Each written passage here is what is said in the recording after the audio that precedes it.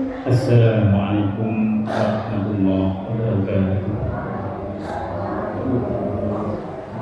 Bismillahirrahmanirrahim. Alhamdulillahirabbil alamin. Alhamdulillahilladzi arsala rasulahu bil huda wa dinil haqq liyudhhirahu 'alal dini kullihi walau karihal kafirun. Asyhadu an la ilaha illallah wa asyhadu anna Muhammadar Rasulullah. Allahumma shalli wa sallim wa barik ala Muhammad wa ala alihi wa sahbihi ajma'in wa man tabi'ahum bi ihsan ila yaumil. Yang sama-sama kita muliakan para pengurus PKM Masjid Widinia beserta pengurus majelis taklim, para sesepuh, para ahli ilmu, ahli ibadah, bapak-bapak, ibu-ibu, hadirin dan hadirat sekalian yang senantiasa dirahmati Allah Subhanahu wa taala. Semoga kehadiran kita pada kesempatan hari ini memberikan wasilah sebagai jalan kemudahan bagi kita semua dalam semua apa yang kita upayakan, dan semoga Allah Subhanahu wa taala memenuhi semua hajat dan juga doa-doa kita. Amin ya rabbal alamin. Bapak Ibu yang dimuliakan Allah Subhanahu wa taala, pagi ini insyaallah kita akan membahas akhir dari surah Al-A'raf, yaitu surah Al-A'raf ayat 199. Al-A'raf 199. Mari kita baca bersama-sama beberapa ayat yang menjadi tema dari kajian kita pada kesempatan pagi hari ini. A'udzu billahi minasy syaithanir rajim. Bismillahirrahmanirrahim. Qul afwa wa'mur bil 'urfi wa a'rid 'anil jahilin. Wa imma yanzaghannaka minasy syaitani nazghun fasta'idz billah. Innahu sami'un alim. Innal ladzina taqaw idza massahum ta'ifun minasy syaitani tadhakkaru fa idza hum mubsirun wa ikhwanuhum yamuddunahum fil ghayyi thumma la yuqsirun wa idza تأتهم بآية قالوا لولا استبينها قل إنما أتبع ما يوحى إلي من ربي هذا بشائر من ربكم وهدى ورحمة لقوم يؤمنون وإذا قرئ القرآن فاستمعوا له وأنصتوا لعلكم ترحمون واذكر ربك في نفسك تضرعا وخيفة ودون الجهل من القول بالغدو والآصال ولا تكن من الغافلين. الذين عند ربك لا يستكبرون عن عبادته ويسبحونه وله يسجدون. صدق الله العظيم. Bismillahirrahmanirrahim. Khudhil afwa. Jadilah kalian semua sebagai orang yang mudah memberikan maaf. Ayat ini Bapak Ibu sekalian, hubungannya dengan ayat sebelumnya adalah bahwa ayat-ayat sebelumnya, ayat-ayat yang berbicara tentang matinya hati seseorang. Karena hatinya itu tidak digunakan untuk mempelajari Al-Quran dan As-Sunnah. Karena hatinya mati, maka yang menyebabkan hatinya mati itu adalah karena matanya yang buta, bukan mata yang zahir yang buta, tetapi matanya bisa melihat, tetapi penglihatan mata itu tidak bisa menyampaikan apa yang dilihat untuk bisa memahami tanda-tanda kebesaran Allah Subhanahu wa Ta'ala. Hatinya mendengar, tetapi hati yang mendengar itu hanya berfungsi sebagai fisik saja. Hatinya, pendengarannya, telinganya yang mendengar itu tidak bisa menyampaikan pada hatinya bahwa yang didengar itu nanti memberikan stimulus kebaikan kepada dirinya. Maka ayat yang kita bahas ini kebalikannya. Biasanya kalau orang buta matanya dari kebenaran, tidak bisa mendengar, tuli telinganya itu dari kebaikan, lalu mati hatinya juga dari berbagai sifat-sifat kebaikan, maka yang terjadi adalah dia menjadi orang yang pendendam. Dia ngikutin kemauannya sendiri. Kebalikannya, nah ini diharapkan oleh Allah Subhanahu wa Ta'ala. Jadilah kalian orang yang membuka mata. Lalu kemudian telinganya itu dipakai betul-betul untuk mendengar, yang sampai kepada hati itu nanti bisa mengetahui kebesaran Allah Subhanahu wa Ta'ala. Orang-orang yang seperti ini lalu diperintahkan oleh Allah Subhanahu wa Ta'ala, khudhil afwa. Jadilah kalian pemaaf.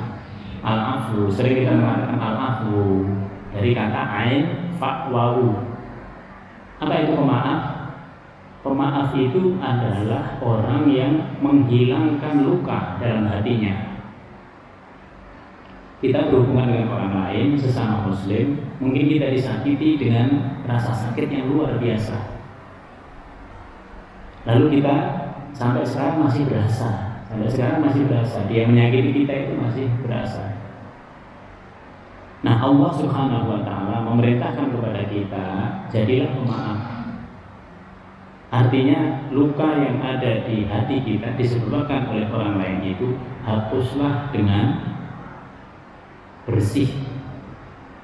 Hapuslah dengan tiada berbekas. Itulah yang disebut dengan al-afwu.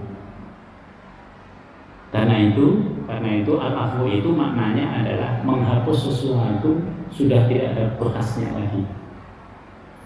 Kalau di hati kita masih ada rasa-rasanya yang tidak enak, maka kita belum bisa memberikan pemaafan yang sebenar-benarnya.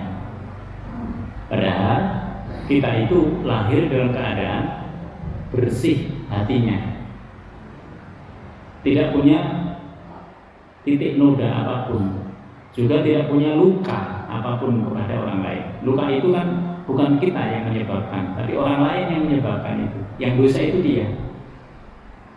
Tetapi ternyata luka yang ada di hati kita itu nggak bisa kita hilangkan. Ini yang harus dilakukan oleh orang yang beriman. Orang yang beriman yang mengetahui kebesaran Allah Subhanahu wa Ta'ala, yang hatinya dipakai untuk merenungi kebesaran Allah melalui mata dan juga telinganya, maka dia harus bisa menjadi orang yang pemaaf.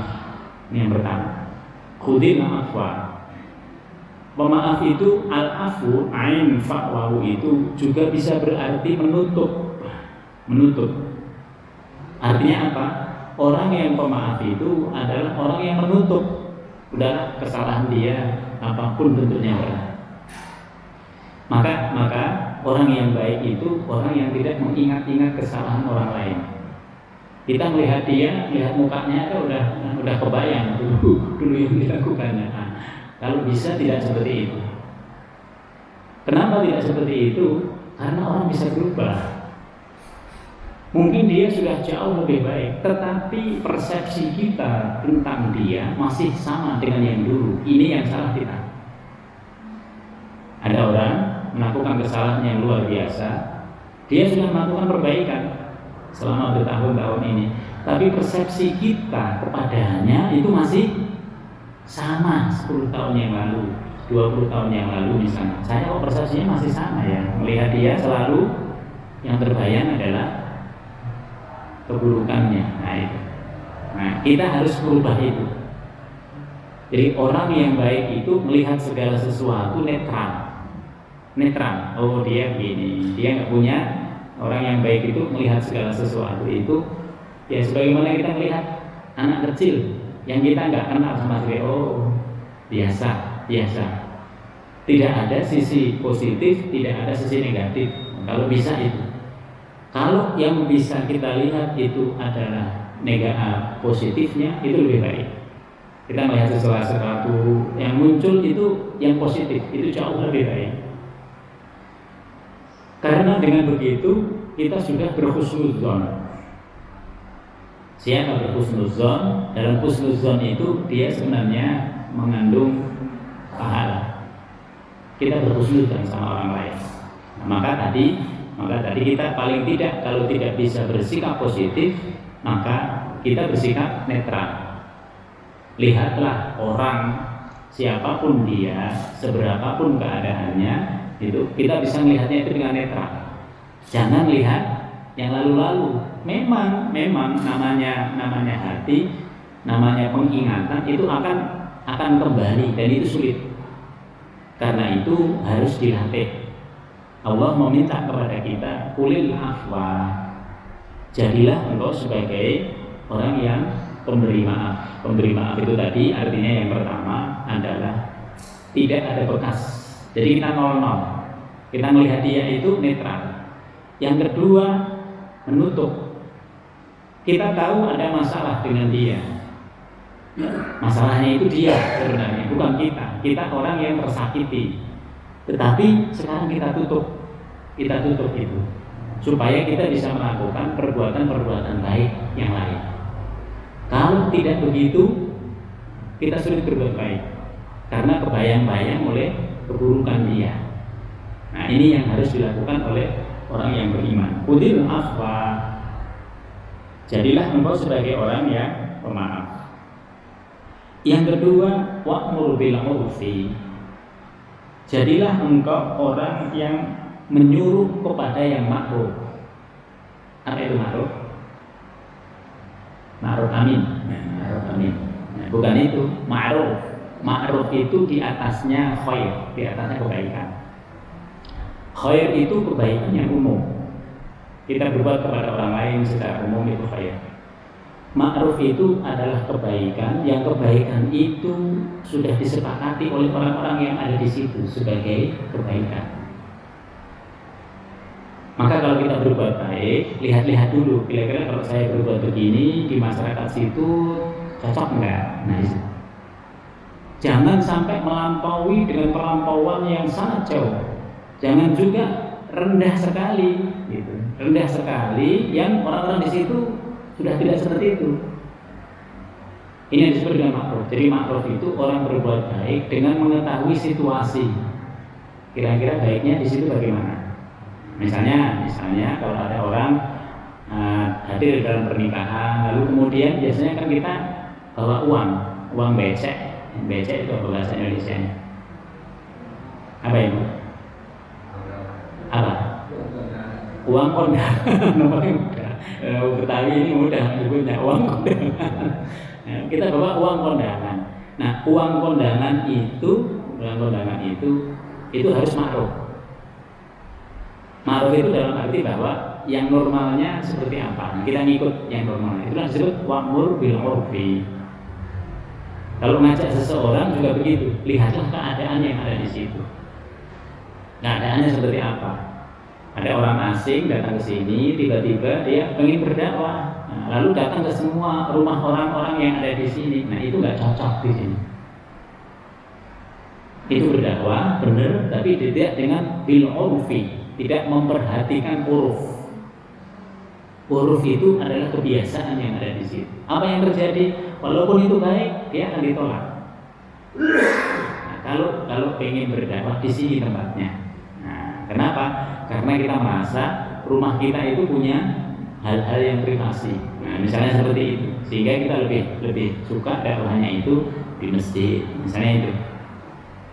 Maka kebaikan itu jika dilaksanakan dengan sesuatu yang bertentangan dengan uruf, maka dia akan ditolak. Baik, tapi dia tertolak. Arab dengan sini itu berbeda. Ada orang berlama hidup di Arab Saudi, lalu ke sini mempraktekkan apa yang dia lakukan itu 100%, dia akan ditolak. Karena tidak berkesesuaian dengan tradisi. Suami dan istri itu diperintahkan untuk bil ma'ruf. Bil ma'ruf, perhatikan ayatnya. Dalam ayat Al-Quran, ketika orang sudah terhubung dengan perjanjian nikah, maka pergaulilah dia dengan ma'ruf. Artinya dalam mempergauli suami atau istri bersikap kepada suami, lihat dulu latar belakangnya biasanya seperti apa. Karena ada kebaikan yang ditolak. Kenapa ditolak? Karena tidak sesuai dengan kebiasaan yang ada di kita, misalnya seperti itu. Nah, maka penting untuk mempertimbangkan al-uruf, kebiasaan. Biasanya bagaimana? Maka kalau kita berbuat baik kepada keluarga perempuan, atau yang perempuan berbuat baik kepada keluarga yang laki-laki, selalu tanya kira-kira di situ gimana biasanya. Nah, kita ikut aja. Karena itu yang bisa diterima. Wa'mur bil urfi. Kalau kita ajaklah seseorang itu, perintahkanlah seseorang itu dengan perintah yang sesuai dengan kebiasaan yang ada di situ. Karena itu lebih mudah diterima. Yang ketiga, wa'rid 'anil jahilin. Ini prinsip umum yang harus kita lakukan. Berilah pemaafan dalam kaitannya hubungan sosial. Ajaklah orang itu kepada kebaikan, yang kebaikan itu sesuai dengan keadaan yang ada di situ. Yang ketiga, wa'rid 'anil jahilin, dan berpalinglah engkau dari orang-orang yang jahilin, dari orang-orang yang bodoh. Apa yang disebut dengan jahilin? Jahilin ini mufradnya adalah jahil. Jahil itu kalau dalam bahasa Inggris disebut dengan stupid. Dia nggak ngerti, tapi dia nggak mau memahami keadaan di situ. Udah nggak ngerti, melakukan perbuatan yang nggak disukai oleh orang yang di situ. Jadi orang di situ kemudian melaknat dia. Ini yang namanya jahil. Biasanya orang-orang jahil ini nggak mau tahu dia. Karena dia melakukan sesuatu hanya berdasarkan dirinya, tidak mempertimbangkan hal yang lain. Nah, ini yang disebut dengan orang-orang jahil. Oleh sebab itu maka menghadapi orang-orang jahil ini sulit dikasih tahu, nggak ngerti, didudukkan, dipahamkan juga, nggak nyampe-nyampe. Nah, di situ. Wa'rid 'anil jahilin. Kalau dia bisa dihilangkan dari tempat itu, hilangkan aja. Dipindah aja ke tempat yang lain, jangan di sini, ke tempat yang lain. Karena ini nanti akan menjadi persoalan di masyarakat. Dia akan membuat onar di mana-mana. Karena dia nggak merasa apa yang dilakukannya itu tidak sesuai dengan agama, tidak sesuai dengan kebiasaan yang ada di situ. Nah, yang berikutnya, wa imma, dan jika yang zaghannaka min asy-syaitani naz'un fasta'idz billah. Dan apabila setan datang menggodamu dengan godaan yang betul-betul bisa engkau rasakan, fasta'idz billah, maka berlindunglah kepada Allah. Kenapa berlindung kepada Allah? Karena setan itu hanya bisa diusir dengan kalimat-kalimat Allah. Nah, sekarang yang digunakan oleh Al-Quran, oleh Allah Subhanahu wa Ta'ala dalam ayat ini adalah nazghun, nazagho. Nazagho itu sesuatu yang masuk kepada kita, lalu dia merusak. Jadi kalau kita suntik itu masuk ke dalam tubuh kita, nah, dia berfungsi baik. untuk mengatasi penyakit yang ada di kita. Ini sebaliknya, kita disuntik, suntiknya itu lalu merusak keadaan dalam tubuh kita. Inilah nazghun. Setan itu datang kepada kita, menggoda kita, mempengaruhi kita. Begitu dia sudah masuk dan kita mengikuti apa yang dia bisikkan, yang dia goda kepada kita, maka kita menjadi penyakit. Karena memang dia datang dengan membawa penyakit. Nazghun ini aslinya jaraknya itu jauh dari kita. Jadi setan itu aslinya menggoda kita dari jauh. Awalnya menggoda kita dari jauh, ternyata mudah digoda. Dia semakin mendekat. Ternyata dia melaksanakan apa yang dia maui. Dia lebih mendekat lagi. Ketika dia lebih mendekat lagi, ini namanya hamazatis syayatin. Saya kerasa banget ini. Nah, gitu. Jadi ada orang yang ketika setan itu menggoda, dia nggak kerasa. Kenapa dia nggak merasa? Karena setan itu masuk ke dalam hati kita. Seakan-akan nanti dia masuk menjadi kata hati kita. Maka sering orang yang tidak mau sholat atau tidak mau mengikuti arahan orang untuk kebaikan, dia mengatakan ini mau saya. Padahal maunya dia itu adalah juga maunya setan. Nah di situ. Maka seringkali manusia itu tertipu oleh setan. Karena saking halusnya setan itu masuk ke dalam diri kita. Jadi aslinya setan itu jauh dari kita. Tapi begitu kita bisa digoda, dia semakin mendekat. Hamazah itu dekat dengan kita. Lalu yang berikutnya adalah massa. Massa itu setan itu sudah menyentuh kita. Massa. Setan itu sudah berada pada diri kita, menyentuh dalam diri kita.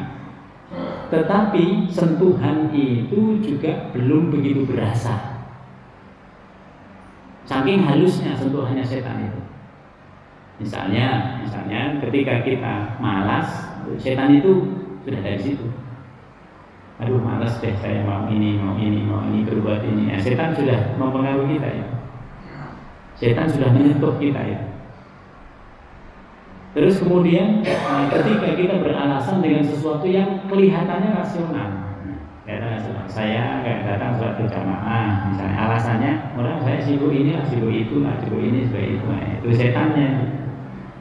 Jadi kita punya alasan yang menguatkan kita, padahal alasan itu bukan syar'i. Alasan itu adalah alasan-alasan yang ada di sekitar kita, yang seakan-akan alasannya itu kamu punya alasan, dengan alasan ini kamu bisa jadi kuat alasannya. Nah di situ. Ini yang disebut dengan massa. Sentuhan yang berpengaruh itu namanya lamasa, lamsun. Sentuhan yang berpengaruh itu lamsun. Nah, seorang laki-laki menggauli seorang perempuan itu lamsun, berasa dia sentuhannya. Lalu yang berikutnya adalah was-was. Was-was ini juga setan mengganggu kita. Bisa dari jarak yang jauh, bisa dari jarak yang dekat, bisa dari nazghun tadi, bisa dari mazahah, dari hamzun. Nah, ini setan. Makanya setan itu hebat sekali. Hebatnya itu apa? Setan itu sebelum dia mengganggu kita, dia sudah mengamati sedemikian rupa. Dia menggunakan analisis SWOT. Dilihat dulu kira-kira ada tantangannya enggak ada tantangannya itu. Dilihat peluangnya gitu. Terus dia melihat ini kapan kira-kira orang ini lengah. Kapan kira-kira orang ini lengah. Nah, di situ dia masuk. Makanya orang yang digoda setan itu selalu punya alasan. Anak-anak kita diajak selalu punya alasan, pinter banget ya anak ini beralasan. Nah, semakin dewasa semakin canggih alasannya dan semakin masuk akal. Biasanya orang tidak sadar bahwa alasan-alasan seperti itu adalah alasan yang dimunculkan oleh setan. Maka setan itu canggih. Oleh sebab itu maka kalau kita berasa bahwa ada sesuatu yang menggoda kita, ada sesuatu yang membuat kita malas, ada sesuatu, banyak ini macamnya. Nah, banyak macamnya. Kalau setan sudah masuk masa tadi, setannya itu sudah berada pada kita. Kita yang mempengaruhi orang lain untuk tidak melakukan kebajikan. Kita yang menjadi penghalang bagi orang lain.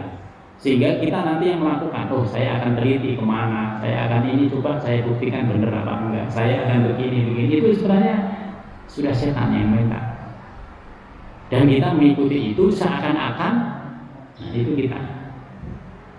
Nah, ini hebatnya setan. Kalau sudah seperti itu, ya, manusianya itu sudah mewakili setan. Oleh sebab itu, fasta'id billah, karena itu mintalah pertolongan kepada Allah Subhanahu wa ta'ala. Karena hanya dengan kalimat Allah setan itu menjauh. Apakah benar-benar menjauh? Tidak benar-benar menjauh. Dia cepat sekali datang. Nah, kita sudah sedekah, sudah kita letakkan. Setannya datang lagi. Aduh itu kebanyakan Bu, jangan begitu. Kita lagi baca Quran, dia mengganggu kita. Aduh, ini bacaan Qurannya misalnya begini. Dia mengganggu kita. Nah, lalu kita terjadi sesuatu itu dalam bacaan kita. Ini setan. Jadi dalam perbuatan yang kita lakukan sekalipun dia datang lagi. Karena itu selain a'udzubillahi minasyaitonirrajim atau bismillahirrahmanirrahim, Nabiullah Ibrahim alaihissalam mengajarkan kepada kita, kalau selesai berbuat segala sesuatu beristighfarlah, supaya engkau tidak merasa bahwa setelah berbuat sesuatu itu kita sudah berbuat baik. Kan kita sering mengatakan kita sudah berbuat baik, lalu hati kita berasa ya Allah, nah gitu. Di situ harus dikembalikan kepada istighfar. Astagfirullahaladzim, ya Allah saya kembalikan ke nol. Jadi istighfar itu mengembalikan seseorang ke nol. Ya Allah saya bisa melakukan ini semata-mata karena itu yang disebut dengan habis berbuat baik beristighfar, supaya engkau tidak merasa bahwa hatimu menjadi tinggi, tidak merasa bahwa hatimu tersanjung, tidak merasa bahwa di situ, supaya engkau tetap netral. Untuk netral itulah penting menggunakan istighfar. Maka habis sholat kita sholat astagfirullahaladzim gitu. Habis kita sedekah juga begitu, astagfirullahaladzim. Habis berbuat baik, astagfirullahaladzim. Khawatir yang kita lakukan itu nanti membuat kita tersanjung.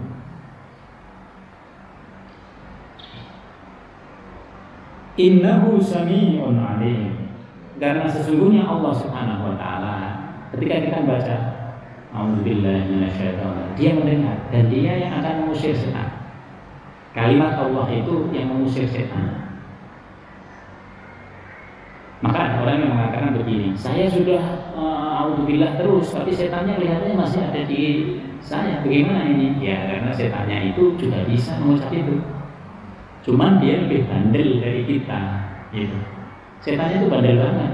Udah kita bacain ayat kursi segala macam, bukan hanya a'udzubillahi minasyaitonirrajim, tapi ternyata dia nempel terus mau sama kita. Maka diperlukan orang yang lebih kuat di dalam pembacaannya itu. Ada orang yang pembacaannya lebih kuat, karena pembacaan dia itu lebih kuat, maka setannya baru keluar dari kita. Kenapa itu bisa? Itu ibaratnya kita dikasih pedang. Kita dikasih pedang, suruh membunuh orang, nggak terbunuh orangnya itu. Karena kita tidak ahli di situ. Tapi orang yang ahli menggunakan pedang itu, udah dia kena sampingnya aja bisa mati itu orang. Karena memang dia punya keahlian di dalam menggunakannya itu. Dengan ta'awuz, dengan kalimat Allah juga begitu. Ada orang yang ketika membacakan, setannya masih bandel dia. Setannya masih ketawa-ketawa. Aku juga bisa yang engkau baca, katanya setannya. Tapi begitu orang lain yang membacakannya, baru dia kemudian tunduk dan dia keluar dari tubuh manusia. Ini beda-beda antara orang dengan orang yang lain. Innal ladzina taqaw, sesungguhnya orang-orang yang bertakwa, idza massahum ta'ifum minasyaiton, apabila dia merasa, idza massahum, merasa bahwa setan itu sudah mempengaruhi kita. Nah, kita ini umumnya kesadaran kita kurang.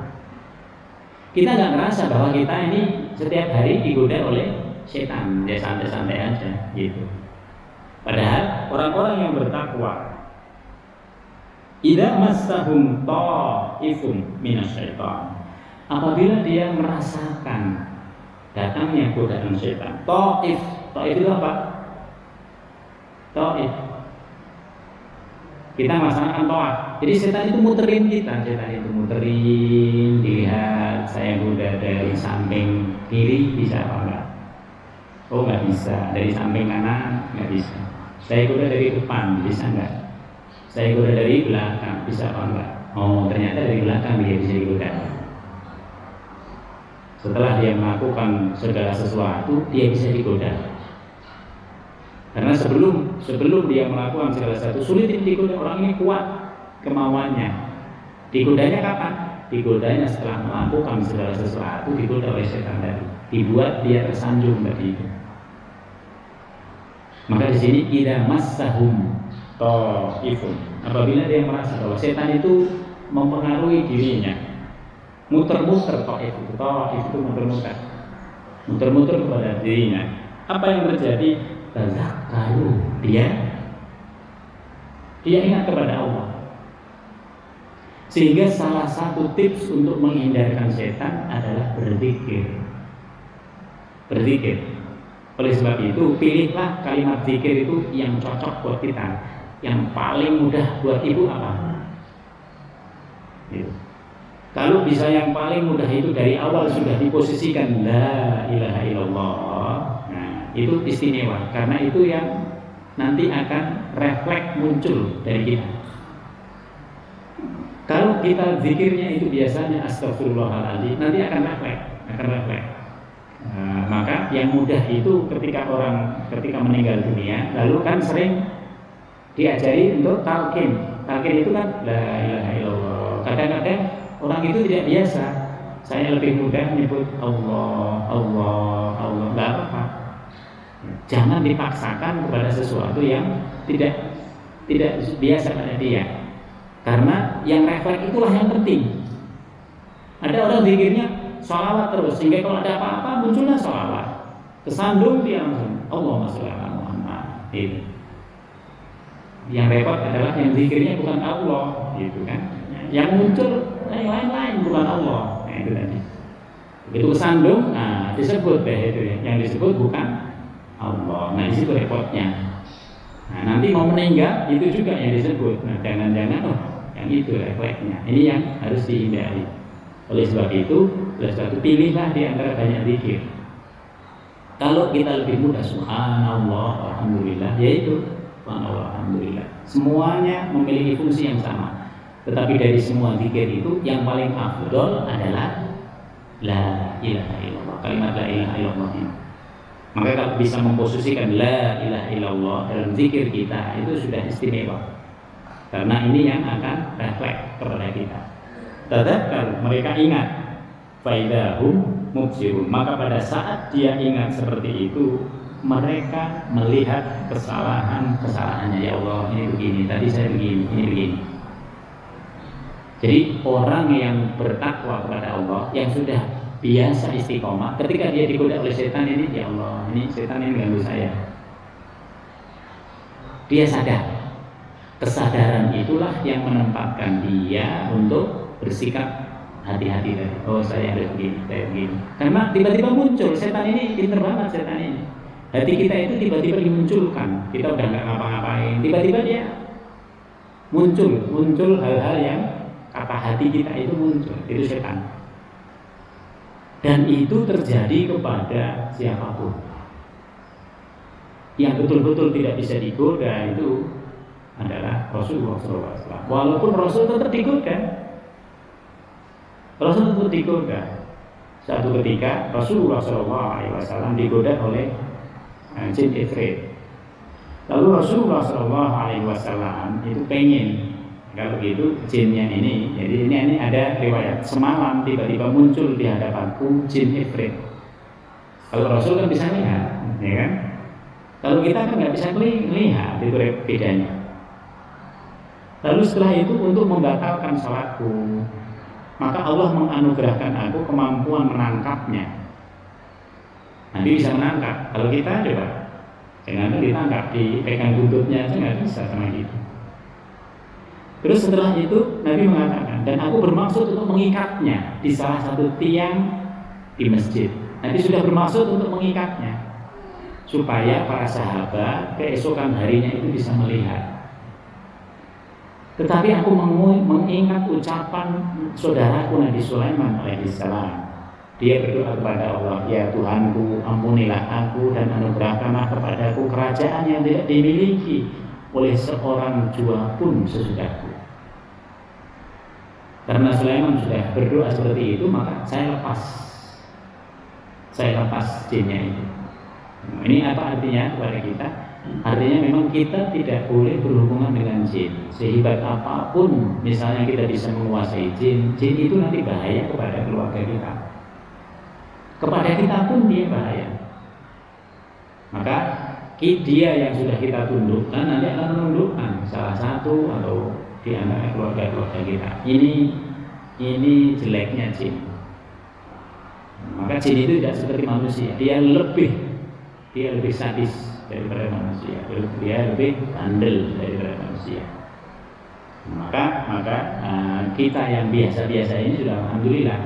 Yang penting kita merasa. Ini yang penting. Kita merasa digoda jin apa enggak? Kita digoda setan atau tidak? Nah di situ. Kalau kita sudah malas-malasan, kalau kita sudah mikir-mikir untuk memberikan alasan-alasan, nah jinnya itu sudah ada di situ. Nah ini yang kita sadari. Kalau kita sadar, lalu kemudian kita kembali kepada Allah, sebenarnya dia sudah mulai menjauh dari kita. Maka penting untuk senantiasa tazakkur, mengingat Allah. Mengingat Allah itu adalah dengan berzikir, menyebut namanya. Lalu pada saat itu kita akan sadar, ya Allah, saya di ini. Baik, ini yang paling penting. Orang yang diberikan anugerah oleh Allah untuk mengetahui bahwa dia lagi digoda jin, digoda setan, sebenarnya udah cukup bagi kita. Tazakkaru, kemudian setelah itu faidahum mubsirun. Lalu kita melihat, ya Allah, tadi seandainya saya itu begini, saya salah. Tadi seandainya saya begini. Makanya kalau sudah berbuat baik, lalu jinnya itu berpengaruh, setan mempengaruhi kita, udah kita lepas. Karena memang dia bisa mempengaruhi kita sampai pada kondisi seperti itu. Beda dengan Nabi itu maksum. Maksum itu apa? Dalam pemeliharaan Allah Subhanahu wa taala. Ada memang setan itu pada dirinya, jin itu ada pada dirinya. Setiap manusia punya qarin. Termasuk pada dirimu ya Rasulullah. Iya, termasuk pada diri saya. Cuman qarin yang ada pada saya ini sudah dinonaktifkan. Dia sudah berislam. Nah, sementara qarinnya kita itu tetap dua, ada malaikat, ada setan. Nah, ini tantangan bagi semua manusia. Karena itu dalam kebajikan harus diistiqomahkan. Karena kalau kita sudah bisa istiqomah, itu lebih mudah dibanding kebaikan yang baru. Kebaikan yang baru itu sulit kita laksanakan. Wa ikhwanuhum yamuddunahum bil ghayy, dan teman-temannya jin yang menggoda kita. Siapa ini? Orang-orang di sekitar kita ini, orang-orang kafir, orang-orang munafik ini. Yamudduhum, mereka itu membantu setan-setan juga fil ghayyi, dalam menyesatkan kita. Pokoknya adalah kalau ada kawan itu ngajak kepada kita sesuatu yang bertentangan dengan kebaikan, itu sebenarnya juga dia sudah kemasukan setan. Nah gitu. Cuman kita mau nyebut setan kan nggak enak ya sama kawan kita. Nah, kita paling mengatakan, jangan begitu, itu udah nggak benar nanti, nggak benar. Jangan kita menjadi perpanjangan tangan daripada setan. Ya mudduhu, ini maddah, ini kepanjangan tangan. Makanya setan yang dalam bentuk manusia bisa jadi lebih banyak itu di sekitar kita. Nah, itu. Jadi perpanjangan tangannya setan itu banyak. Siapa saja yang bersekongkol dalam keburukan itu dia termasuk bagian dari setan. Yamudduhu fil ghayyi. Summa la yuksirun. Kemudian perhatikan, kalau orang sudah menjadi agennya setan, nggak berhenti itu, gitu. Nggak malu-malu dia di situ, nggak malu-malu ya gitu aja, malah bertambah nantinya ngajak kawan-kawannya yang lain. Kita ngajak jamaah, dia juga punya jamaah, gitu. Nah, di situ repotnya di situ. Lalu bagaimana kita menghadapinya? Ya udah ya, lakum dinukum waliyadin, kamu lakukan aja buat kamu, kita lakukan buat kita, gitu aja. Makanya jangan sampai orang yang berada dalam kebajikan itu dikalahkan oleh yang berada dalam keburukan.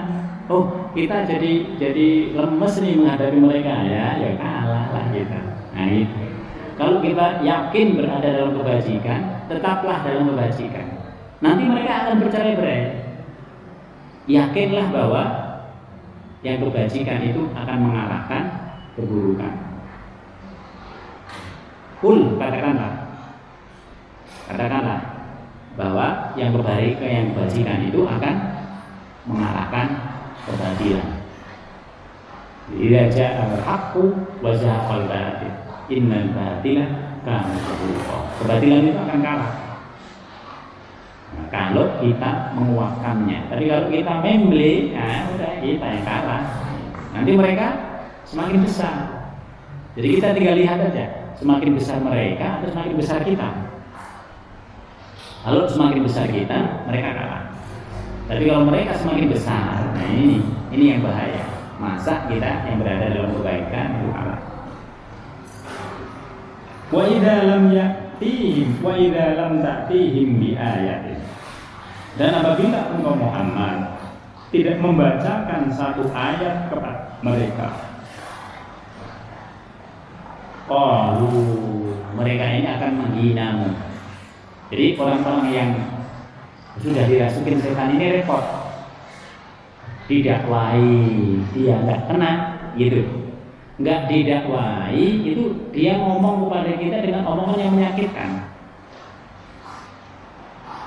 Jadi kita dakwai nggak mau gitu, tapi kita diem. Dia yang ngomong kepada kita seperti dia ngomong kepada Nabi. Apa yang dia katakan kepada Nabi? Laulas tabaitaha. Mereka berkata, Muhammad, mengapa engkau tidak buat sendiri itu Al-Quran? Coba. Jadi mereka akan mengolok-olok kita dengan bahasa yang bahasanya itu menghinakan kita. Al-Quran itu dari Allah, tapi mereka mengatakan, Muhammad, kenapa nggak kamu buat sendiri itu Al-Quran? Kamu produksi sendiri, coba. Jadi kalau orang yang bersekutu dengan setan, sudah menjadi agennya setan, sudah menggunakan kalimat-kalimat yang seperti ini sudah sulit banget untuk dibawa ke jalan yang benar. Sulit banget. Kenapa sulit banget? Karena yang ada pada dirinya, pikiran-pikirannya itu adalah pikiran-pikiran yang dikuasai oleh setan. Sulit sekali. Nah, maka berat kalau orang sudah seperti itu. Setan itu sudah ada pada dirinya, karena dia menjadi akhirnya setan. Kul, katakan Muhammad. Nah, ini juga berlaku buat kita. Kalau orang-orang yang menjadi agennya setan itu masih seperti itu, katakanlah dengan perkataan yang lembut seperti Nabi. Kul, katakan Muhammad, innama attabi'u ma yuha ilayya min rabbi. Yang saya ikuti, yang saya bacakan itu hanyalah wahyu yang berasal dari Tuhanku. Jadi kita tetap harus berkata yang benar. Mereka itu bisa berkata benar, bisa mengacaukan kita, bisa berkata salah. Tapi orang yang beriman tidak boleh seperti mereka. Itu. Mereka ini kan semaunya sendiri, tapi orang yang beriman tidak boleh semaunya sendiri. Kita tetap harus berada dalam kerangka kebenaran. Itu bedanya. Kalau kita nanti berlaku seperti mereka, mencontoh mereka, menggunakan apa yang mereka gunakan, apa bedanya kita dengan mereka? Itu di situ. Maka Nabi Muhammad tetap pada posisinya. Nabi hanya mengatakan bahwa wahyu yang saya terima, yang saya bacakan kepada kalian itu berasal dari Tuhanku, bukan buatan saya. Jadi di sinilah Nabi membantah dengan bantahan yang tetap halus, bantahan yang sopan. Nah, ini yang harus kita lakukan kepada mereka. Mereka kadang nggak sopan, mereka kadang melampaui, tapi kita tidak boleh melampaui. Ini bedanya orang yang baik dengan orang yang sudah menjadi agennya setan. Hada basair min rabbikum. Kalau kita bisa seperti itu, maka kita telah dianugerahkan oleh Allah Subhanahu wa taala basair min rabbikum, bukti-bukti yang nyata. Basair itu sering diartikan kita punya penglihatan hati. Mereka hanya punya penglihatan mata, tapi kita punya penglihatan hati. Ya Allah, kasihan banget seperti itu. Kita hanya bisa mendoakan, ya Allah, semoga pada saatnya nanti ya berubah hati ya. Kalau nggak berubah sampai nanti ya ketika mendekati ajal lah, ya Allah, supaya dia berubah. Kalau nggak berubah kasihan, karena dia tetap menjadi agennya setan. Nah, di situ jangan sampai memusuhi orang-orang yang baik itu sampai ajal datang. Yang repot yang memusuhi sendiri. Maka waktu bertaubat itu masih ada sebelum ajal datang. Wahudan. Kalau kita berada pada posisi itu, kita tetap mendapatkan petunjuk karena kita selalu merujuk kepada Al-Quran. Wahudan. Kalau kita salah, kita perbaiki. Ini mudahnya kita. Kalau ada kesalahan, kita bisa memperbaiki. Kalau ada yang nggak pas, kita bisa minta maaf. Wahudan, warahmatan, dan kita mendapatkan rahmat dari Allah. Rahmat itu kebaikan yang sangat banyak. Kita mendapatkan rahmat, mereka nggak mendapatkan rahmat. Warahmatan. Maka lihatlah sebenarnya kebanyakan orang itu lebih suka orang yang berbuat baik daripada orang yang berbuat buruk. Kebanyakan orang itu lebih suka orang yang taat kepada agama dibandingkan orang yang nggak taat kepada agama. Liqaumin yu'minun, bagi kaum yang beriman. Maka bagi orang yang beriman, kita punya pandangan hati, kita punya petunjuk, kita punya rahmat yang berasal dari Allah Subhanahu wa taala. Di dalam melakukan segala sesuatu selalu ada ini. Sehingga kita menjadi lebih tenang. Wa idza quri'al Qur'an fastami'u lahu. Apabila Al-Qur'an dibacakan kepada kalian, maka dengarkanlah bacaannya saja itu kita sudah mendapatkan kebajikan. Kebajikannya apa? Wa ansitu, dan diamlah. Dengarkan dan diamlah. La'allakum turhamun. Semoga dengan engkau memperhatikan, engkau diam itu, engkau mendapatkan rahmat dari Allah Subhanahu wa taala. Ada orang yang dengan mendengarkan Al-Quran masuk Islam. Ada orang yang dengan mendengarkan Al-Quran saja dia rasa, ya Allah, kok tenang ya. Kalau Al-Quran yang dibaca kok tenang, berbeda dengan yang lain yang dibacakan. Ini maka di sini ada rahmat Allah Subhanahu wa taala. Ketika Al-Quran dibacakan, rahmat Allah turun. Ketika Al-Quran dikaji, malaikat juga turun bersama kita. Maka kita selalu minta kebaikan ini menjadi wasilah supaya memudahkan kita dalam urusan-urusan yang lain. Wazkur rabbaka fi nafsika tadarruan wa khifatan wa dunal jahr. Dan apabila engkau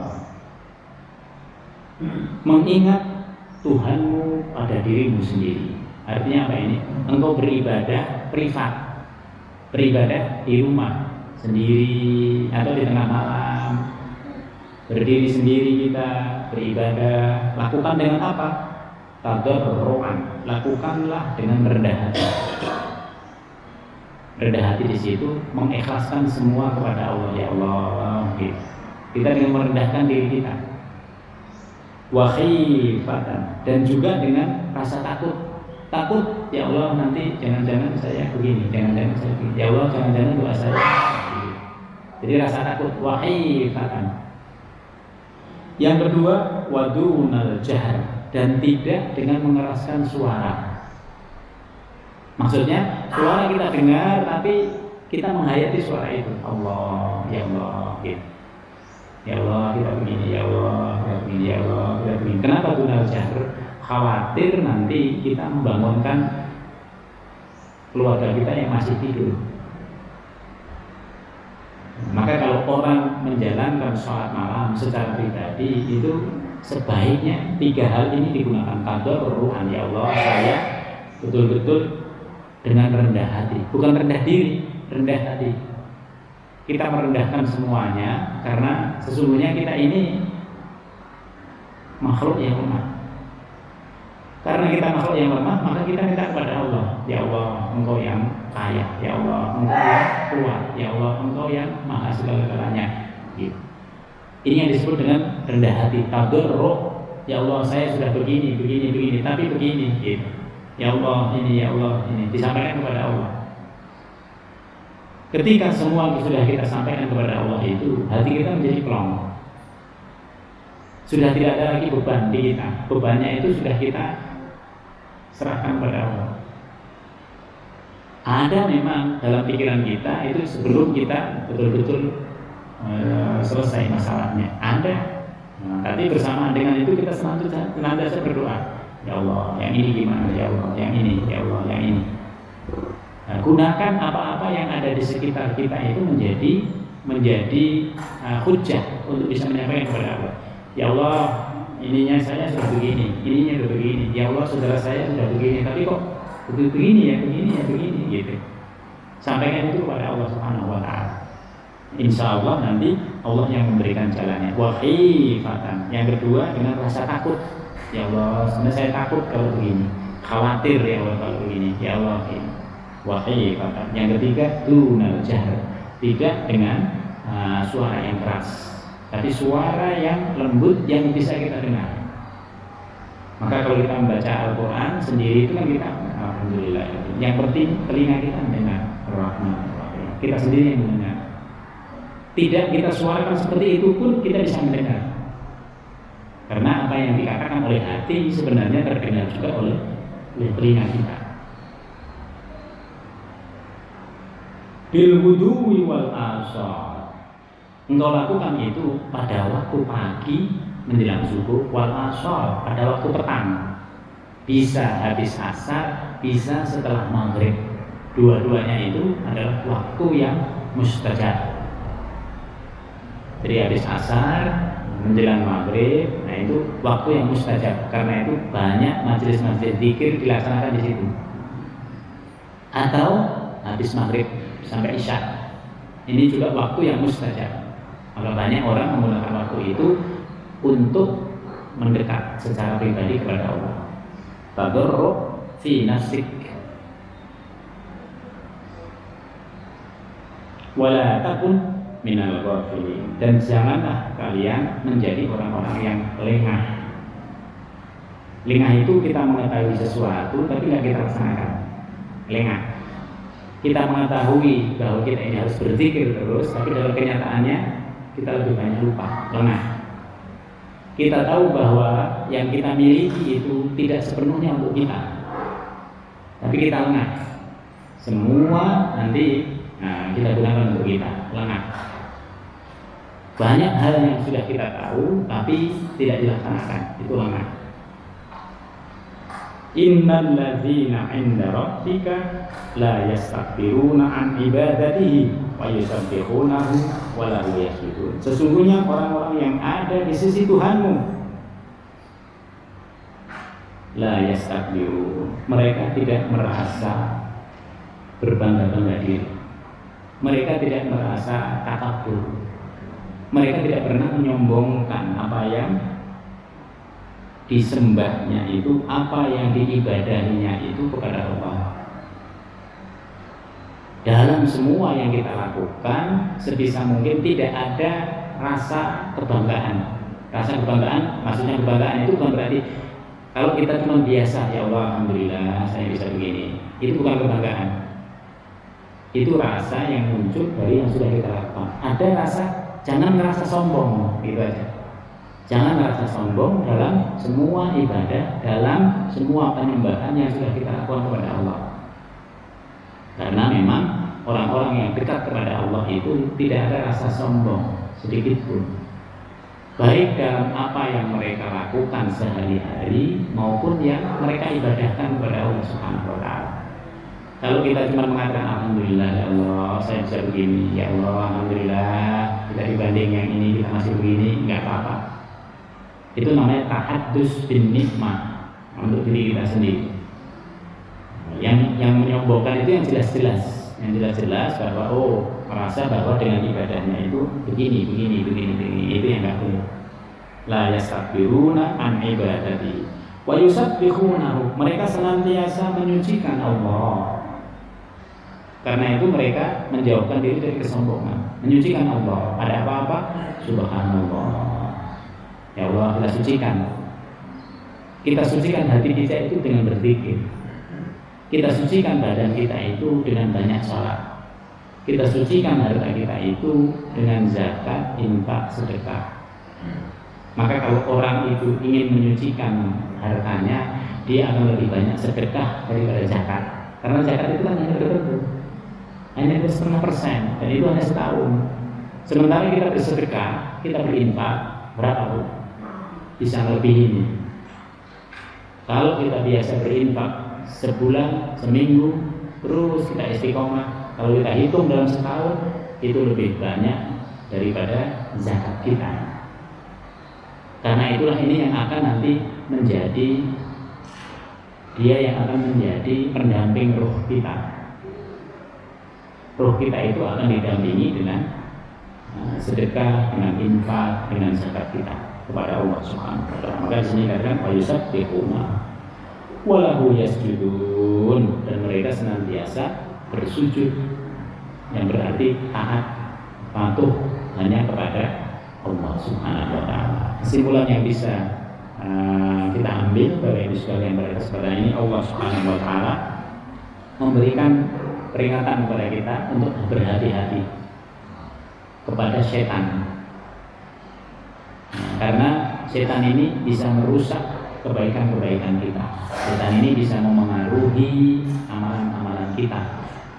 Bahkan amalan yang sudah terlaksana sekalipun itu juga menjadi objek daripada perlakuan setan untuk membatalkannya. Maka jangan riya, jangan sombong, karena disitulah setan akan menggunakan kita untuk membatalkan amalan-amalan kita yang dulunya mungkin sudah ikhlas. Oleh sebab itu amalan itu harus diistiqomahkan, karena dengan istiqomah itu insya Allah Allah Subhanahu wa Ta'ala akan melanggengkan amalan-amalan kita semua. Demikian yang dapat kami sampaikan. Mari kita sama-sama tutup dengan doa. Semoga Allah Subhanahu wa Ta'ala memberikan kemudahan, kelancaran pada semua yang kita usahakan, menjadikan kita ini sebagai orang-orang yang ikhlas, jauh dari riya, jauh dari takabur, dan kita tetap istiqomah dalam kebajikan, karena semuanya itu akan kembali kebaikannya pada kita sendiri. Bismillahirrahmanirrahim. Alhamdulillahirabbil alamin. Hamdan na'imin, hamdan syakirin, hamdan bi'afini amma wa ikatu mazidah. Ya Rabbana lakal hamdu kama yanbaghi li jalalika al-karim wa li sultanik. Allahumma barik lana fi masjidina wa barik lana fi usratina wa barik lana fi dzurriyyatina rabbana innaka afuwwun tuhibbul 'afwa fa'fu 'anna. Allahumma ij'al jam'ana jam'an mubarakan marhuma wa taqabbal min ba'di taqwa ihsanan maksuma. Subhanallah wa bihamdika nasyhadu an la ilaha illa anta nastaghfiruka wa natubu ilaik. Subhana rabbika rabbil izzati amma yasifun wa salamun alal mursalin walhamdulillahi rabbil alamin. Minggu depan kita tetap melaksanakan kajian Bapak Ibu sekalian. Nanti siangnya dari jam 8 sampai jam 12 minggu depan kita akan selenggarakan Maulid Nabi. Kita undang semuanya yang biasa hadir di sini bersama keluarganya. Di akhir bulan nanti kami izin. Di akhir bulan nanti tanggal 26 nanti kita libur 1 hari, tapi selebihnya nanti seperti biasa. Demikian kurang lebihnya, mohon maaf. Wassalamualaikum warahmatullahi wabarakatuh.